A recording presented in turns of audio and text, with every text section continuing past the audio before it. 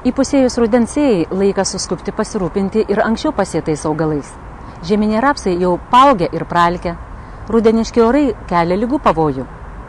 Tad kokie pasėlių priežiūros darbai laukia artimiausiu metu?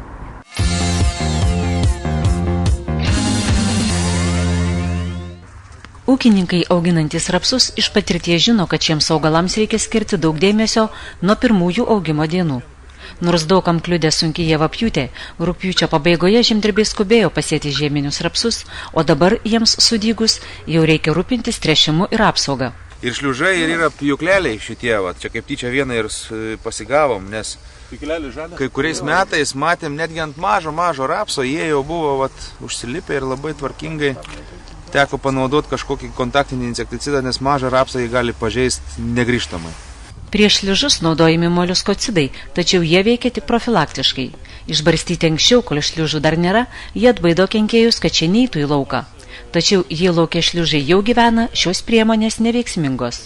Patyrė ūkininkai tai, kad ir šiemet, ir už praeitų metų purškė insekticidų. Bet reikia puršti, kai drėgna, kai jie juda, o tai darėsi naktį.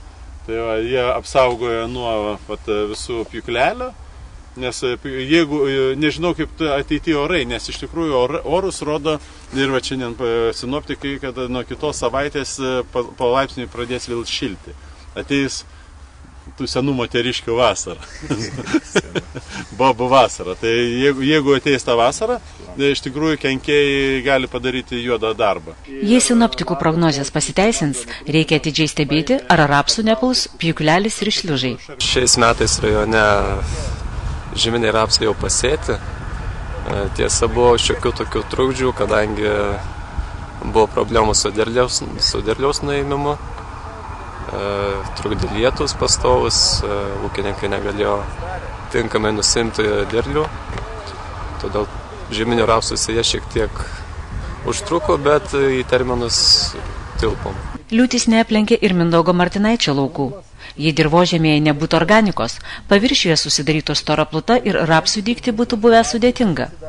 Dabar ūkininko žieminių rapsų pasėlis sudygęs gražiai, augalai vystosi turi gerą šaknų sistemą.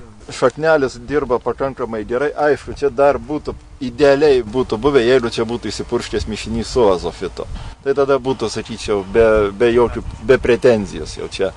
Tai būtų azoto dar... Kita vertus dar nevėlai. Va dabar, jeigu žiūrint pagal tokį, tai su fungicidu, su boru kartu azofitą, tai iš karto atsigauna šaknelis, šaknų daugiau atsiranda, bet dabar nežiūrint to, kad didelį konkurenciją su šiaudais, pamatot kokią šaknų ilgis. Mindaugas Martinaitis rapsus pasėjo rugpjūčio 20-ąją. Po kelių dienų jau išlindo daigai. Purkštas su botizanų staro ir pridėti taip pat margerolių, kadangi labai daug šiaudų masės buvo, kad jie paskatinti tą visą ardymąsi šiaudų puvimą. Kol kas viskas kaip ir normaliai. Mes dviese su broliu ūkininkaujam, tai mes skaičiuojam kaip ir bendrą tą pasiėmą, tai 160 hektarų. Visų dirbam 600 hektarų.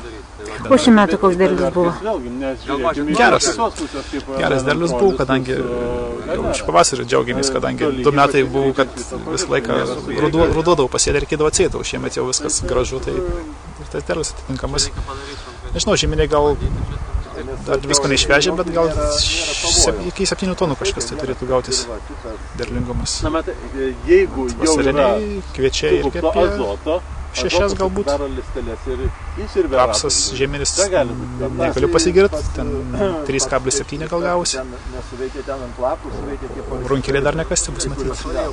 Jei bus šiltas ruduo, kad rapsai neperūktų ir geriau pasiruoštų žiemai, naudinga rudenį juos pamaitinti aminorūgščių kompleksu su boru. Šiai dienai rapsai turi 3-4 lapelius, o jau pirmieji tikrai lapelį padengti alternarijos židiniais. Iš tikrųjų tai yra problema, nes alternarija jau dabar pradeda nuodyti augalą. Tai išsprendžiama naudojant tebukonazolą turinčias medžiagas, nes būtent jau 4-5 lapelių ateina laikotarpis, kai mums reikia naudoti ligų prevencijai. Aišku, tuo pačiu metu rekomendavome ūkininkui panaudoti boro trąšas, nes rapsas yra boramėgis augalas, o tai yra būtina, nes tai bus didžiulė įtaka žiemojimui ir visai kita.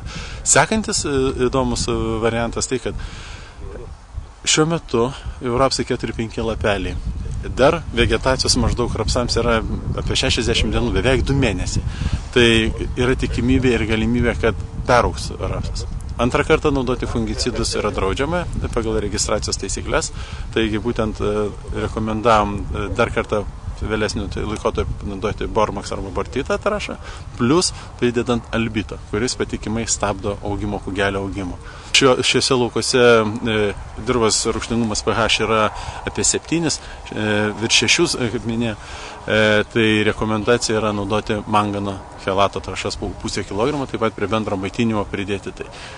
Jeigu bus nepalankios sąlygos, tos šalti orai ir augalai silpnai vystytis, be abejo planyto rapsam taip pat bus neatsiejamas technologiškai. Tai yra mikroelementinės trąšos, kurios padės augalui padidinti sulčių koncentraciją, o čia, kaip žinoma, kaip stiklainis uogienės. Visai žiemai nesušala, nes yra daug cukraus.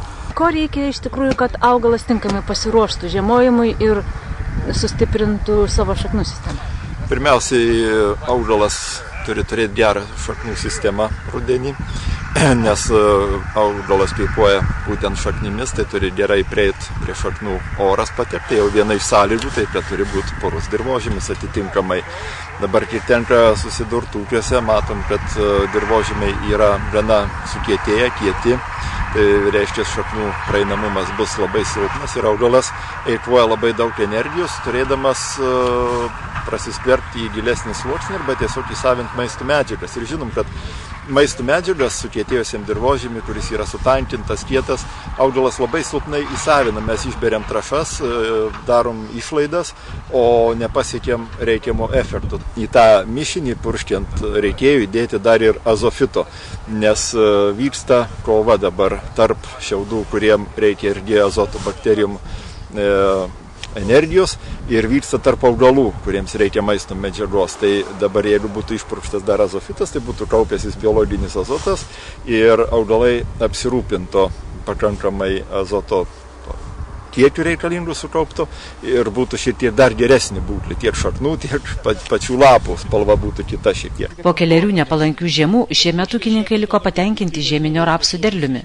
Reikia manyti, kad tikslus technologijų laikymasis ir tinkamai parinktos veislės padės jiems peržiemoti ir ateinančią žiemą.